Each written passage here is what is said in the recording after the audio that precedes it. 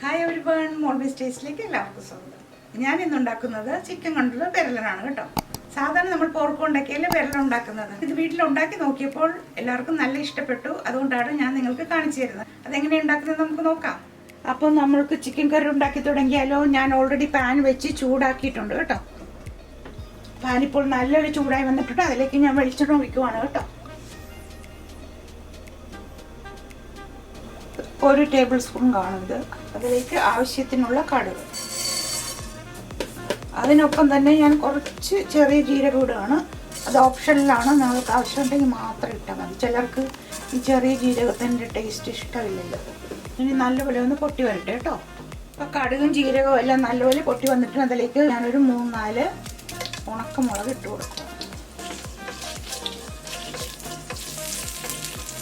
മുളക് കരിയുന്നതിന് മുന്നേ നമുക്ക് ഇതിൽ 1.5 സവാളയും 4 പച്ചമുളകും കൂടിയാണ്. അത് ഇതുപോലെ നീളത്തിലരിഞ്ഞ് ഞാൻ ഇട്ട് കൊടുക്കും.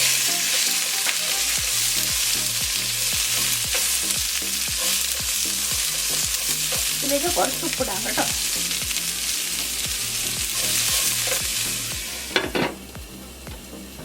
ഒന്ന് തുറന്ന് വെക്കാലോ.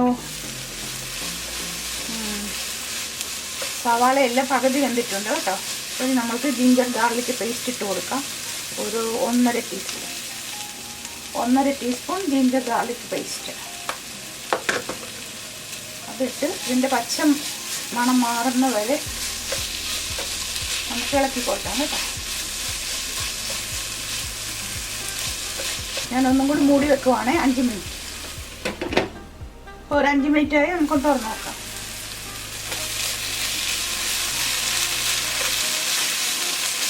ഇതിലേക്ക് കുറച്ച് കറിവേപ്പില ഇട്ട് കൊടുക്കാം. ഇനി നമ്മൾക്ക് പൊടികളെല്ലാം ചേർത്ത് കൊടുക്കാം. 2 ടീസ്പൂണാണ് കേട്ടോ മല്ലിപ്പൊടി, 1 ടീസ്പൂൺ മുളക് പൊടി, 1/2 ടീസ്പൂൺ മഞ്ഞൾപ്പൊടി.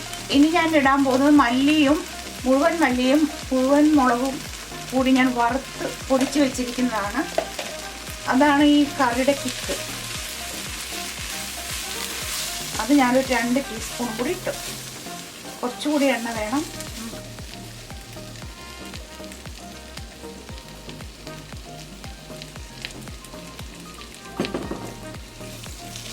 ഇതിന് എണ്ണയിൽ കിടന്ന് നല്ലപോലെ മൊരിഞ്ഞ് വരണം കേട്ടോ. നല്ലപോലെ മൊരിഞ്ഞ് വരട്ടെ. നമുക്കൊന്ന് ഇളക്കി കൊടുത്തോണ്ടിരിക്കും. പൊടികളെല്ലാം നല്ലപോലെ മൊരിഞ്ഞ് വന്നിട്ടുണ്ട്. ഞാൻ ഇതിലേക്ക് ഒരു സാധനം ഇടാൻ മറന്നുപോയി. അതായത് കാശ്മീരി ചില്ലി പൗഡർ. അതിപ്പോൾ ഇട്ടാലും കുഴപ്പമൊന്നും, കളർ കിട്ടാൻ വേണ്ടിയാണ്. അത് ഞാൻ 1 ടീസ്പൂൺ ഇടുന്നുള്ളൂ. പിന്നെ നമ്മുടെ കറി മസാല 1 ടീസ്പൂൺ. ഇതിലേക്ക് ഞാൻ 1/2 കപ്പ് ടൊമാറ്റോ സോസ് ഇടുവാണ് കേട്ടോ. ടൊമാറ്റോ സോസ് ഞാൻ ഇടുന്നത് എൻ്റെ കയ്യിൽ ഫ്രഷ് ടൊമാറ്റോ ഇല്ല, അതുകൊണ്ടാണ്. നിങ്ങളൊരു 3 ടൊമാറ്റോ ഇട്ടാൽ മതി, ചെറുത്. ഇത്രയും മതിയാവും.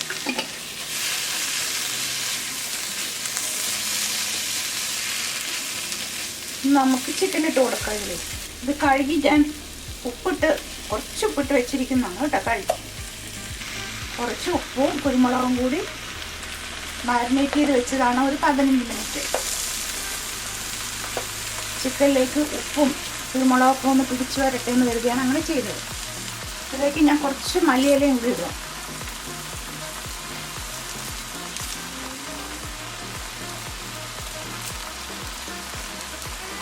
ഇതിൽ വെള്ളം ഒന്നും ഒഴിക്കേണ്ട ആവശ്യമില്ല.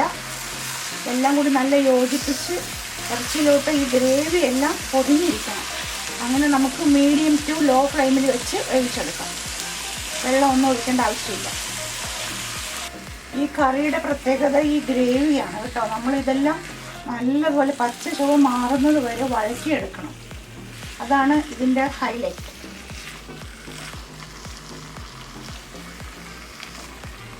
ഇത് മീഡിയത്തിന് ലോയ്ക്കും ഇടയിലുള്ള ടെമ്പറേച്ചറിലോട്ട് വെച്ചിട്ട് നമുക്ക്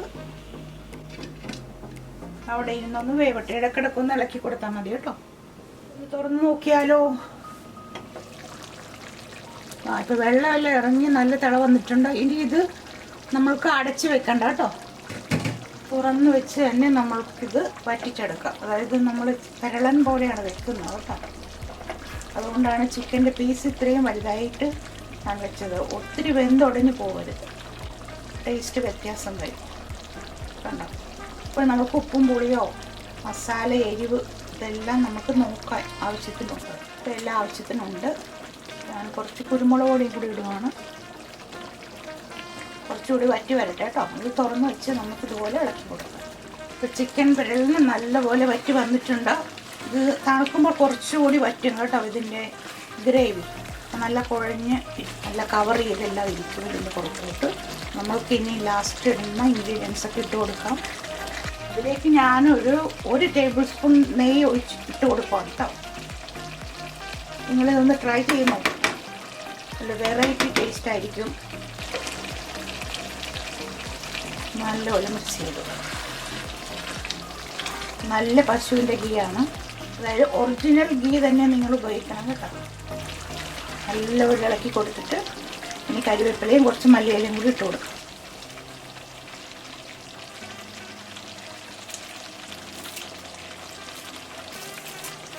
ഞാൻ തീ ഓഫ് ചെയ്യാണ് കേട്ടോ. കാണുമ്പോൾ തന്നെ നല്ല അടിപൊളിയെന്ന് ഞാൻ പറയുന്നില്ല. നിങ്ങളെല്ലാവരും വീട്ടിലുണ്ടാക്കി നോക്കിയിട്ട് പറയണം ഇത് അടിപൊളിയാണോ ഇല്ലയോ. ഇപ്പോൾ ഞാൻ സെർവിങ് പ്ലേറ്റിലോട്ട് മാറ്റുന്നില്ല. കാരണം ഇതൊന്ന് നല്ലപോലെ ഇരുന്ന് കുറുകി വരട്ടെ. നമുക്ക് വെയിറ്റ് ചെയ്യാം. എല്ലാവരും വീട്ടിലുണ്ടാക്കി നോക്കണം. എന്നിട്ട് ഇഷ്ടപ്പെടുകയാണെങ്കിൽ കമൻറ്റ് ചെയ്യുക, ലൈക്ക് ചെയ്യുക, ഷെയർ ചെയ്യുക കേട്ടോ. അതുകൂടാതെ സബ്സ്ക്രൈബ് ചെയ്യാൻ മറക്കരുത്.